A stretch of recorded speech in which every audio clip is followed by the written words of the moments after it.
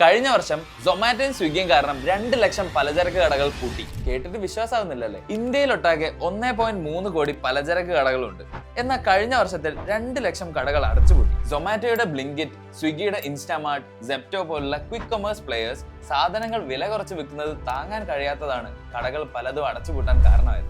എന്നാൽ ഈ വിലക്കുറവ് നമ്മുടെ ചെറിയ കടകളിൽ ഇവർക്ക് കൊണ്ടുവരാനും കഴിയുന്നില്ല. ഈ ഓൺലൈൻ പ്ലാറ്റ്ഫോംസിന് എങ്ങനെയായിരിക്കും ഇത്ര ഡിസ്കൗണ്ടഡ് ആയിട്ട് പ്രൈസ് കൊടുക്കാൻ പറ്റുന്നത്?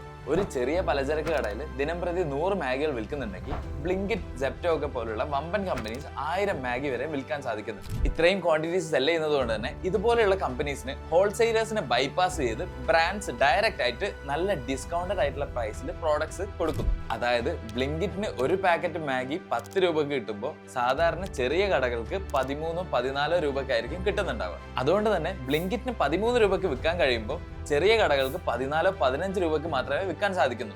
വിസിബിലി വിലയിൽ അത്ര വലിയ വ്യത്യാസം ഇല്ലെങ്കിലും ക്വാണ്ടിറ്റി കൂടുതൽ സെല് ചെയ്യുന്നതോടുകൂടെ ഈ ഓൺലൈൻ പ്ലാറ്റ്ഫോംസിന് നല്ല ലാഭം കിട്ടുന്നു. കടയിലെ പ്രോഫിറ്റ്സിൽ മാത്രം ഡിപ്പെൻഡ് ചെയ്യുന്ന ഈ സ്റ്റോർ ഓണേഴ്സിന് പക്ഷേ വലിയ നഷ്ടങ്ങളാണ് ഇതിലൂടെ വരുന്നത്. ക്വിക്ക് കൊമേഴ്സ് പ്ലേയേഴ്സ് ആകട്ടെ മാർക്കറ്റ് പിടിച്ചെടുക്കാൻ വേണ്ടിയിട്ട് കോടികളാണ് ഡിസ്കൗണ്ട്സ് എന്ന പേരിൽ മുടക്കുന്നത്.